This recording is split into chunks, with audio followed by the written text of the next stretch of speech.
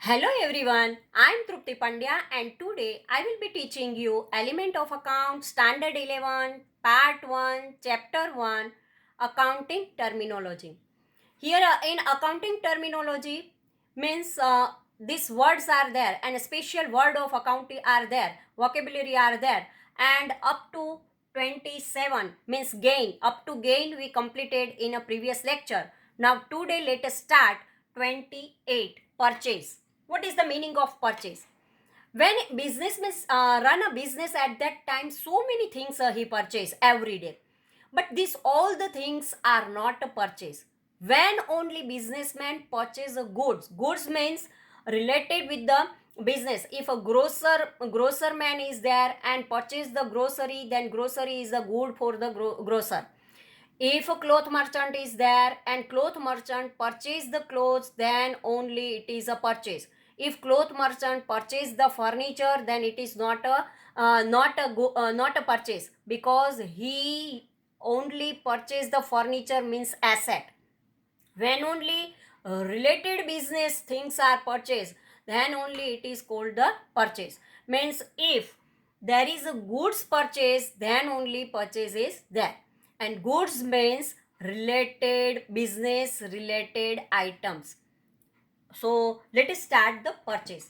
Many items or services are purchased in the business. All these purchases are not treated as purchase of a business. These all are not a purchase of a business. They are expenses of a business. If they purchase the furniture, then it is an expense. If they purchase the any computer or any other material, then it is also expense for the business unit.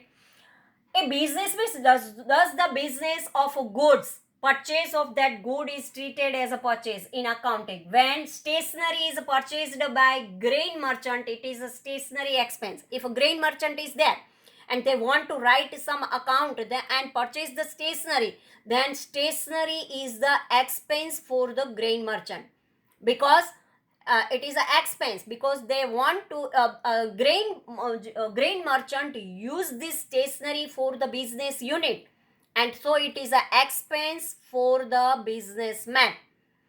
But if the purchase is grain, but same grain merchant purchase the grain from the market, then it is the purchase for the grain merchant.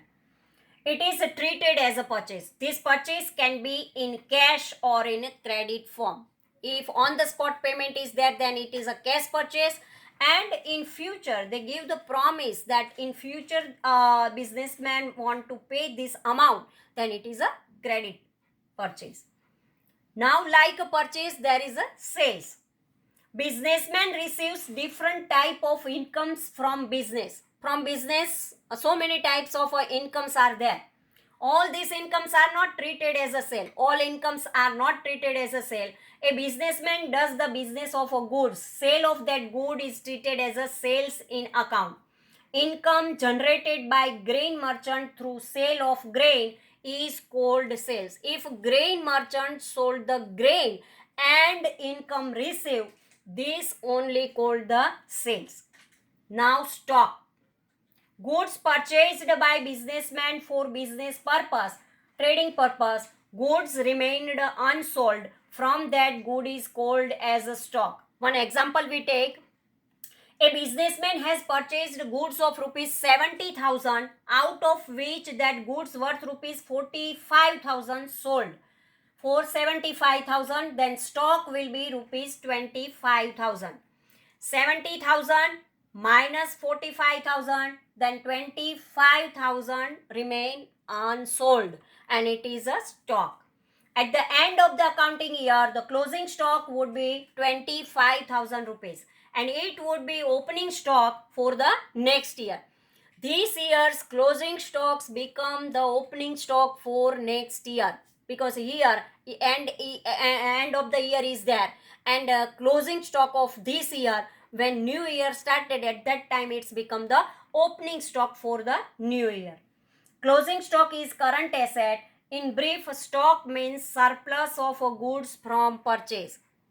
What is the meaning of stock? Stock means surplus goods from purchase. Surplus goods are there from purchase. 31 debtors. When a businessman sells goods on credit to his own customer, those customers are called debtors. When trader sold the goods on credit to their customer, at that time these customer are called the debtors. Customer becomes debtor of that amount for which goods is sold on credit. Debtors are treated as a current asset. Debtor also our current asset. Now 32, bills receivable. Bills receivable is a written document. Bills receivable is there and it is a written document where there are two parties. One is the bill writer and other is the bill acceptor. One is write the bill and second is accept. One write the bill and no one is acceptor, then there is a no use. But one is write the bill and second is other the bill is accepted. These two parties are there, where bill writer acquires right to receive certain amount as per predetermined date in the future. In this bill, they decide the date of the payment. It becomes receivable and so it's become the receivable. Now not the payment is there, but in future predetermined date is written in the bills receivable and on that date in future it becomes the receivable.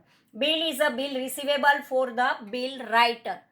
For bill writer it is a bills receivable. In this written document, bill acceptor accept the written responsibility to pay specified amount on the maturity date. When writer write the bill, at that time acceptor accept the bill and give the promise to pay this amount in given the bill the amount and match as per the maturity date. On the maturity date, they accept the promise to pay this amount to the writer. So here, generally bill receivable emerges from debtors. Accommodation bills are also popular in practice. In this regard, detailed discussion is made in a separate chapter. Now, receivable. Any amount to be received by businessmen in the future from any person or persons is known as a receivable. So many amount is receivable in future. Now it is not there, but in future time period, if a businessman received this amount, then it is called the receivable. Debtors and bills receivable are included in the receivable. Who paid this amount?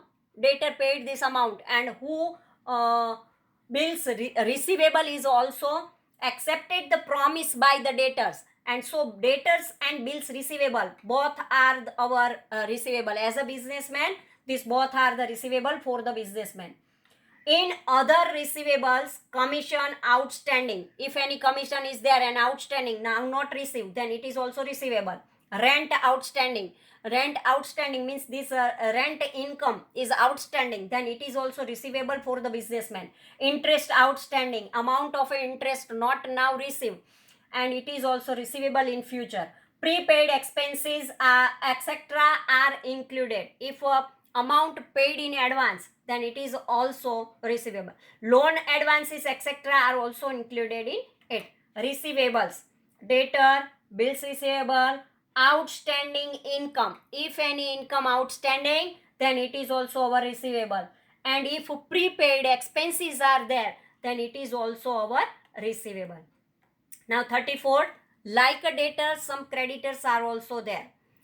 As a businessman does a credit sale, in the same way he undertakes credit purchase. If a businessman sold the goods on credit, this way businessman also purchase the goods on credit from their supplier. This is called the creditor. A person from whom goods are purchased on credit, that particular person becomes creditor of a business. If businessman purchase the goods on credit from the supplier, then supplier becomes the creditor of the businessman. A trader becomes creditor of the business for that amount for which goods are purchased on credit. Creditors are treated as a current liability. Now, like a bills receivable, bills payable also are there. Bills payable is a written document. Like bills receivable, bills payable is also a written document where there are two parties, bill writer and bill acceptor. Where bill acceptor accept responsibility to pay certain amount as per predetermined date in future. It becomes payable in this written bill acceptor accept written responsibility to pay specified amount on specified date. Specified amount is there and specified date is there, and in future predetermined date is given in the written document and they accept to pay this amount. It is called the bills payable.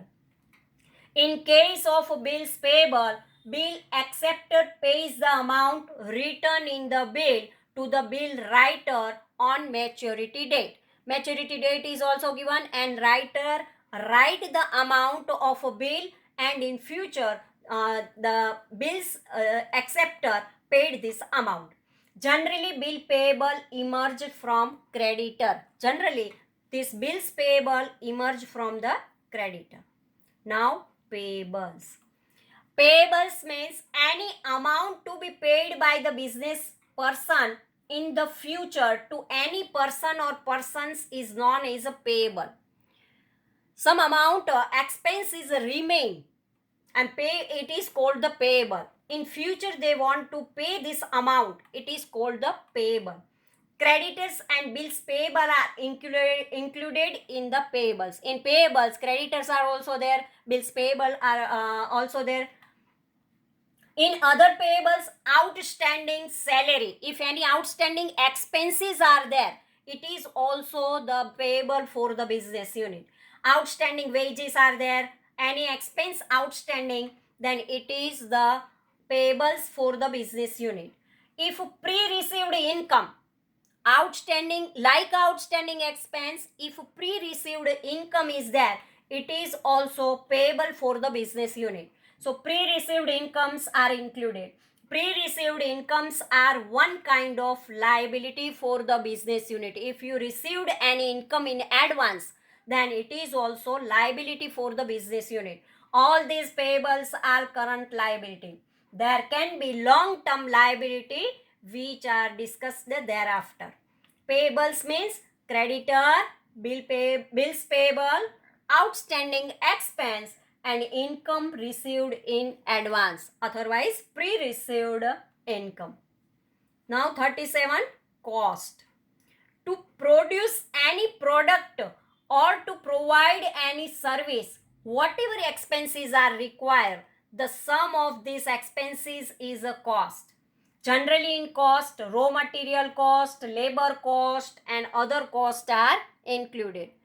It means when businessmen want to product some item, at that time raw material, afterward labor and other wages are there, and these all are included, and afterward some amount is there, it is called the cost of the good.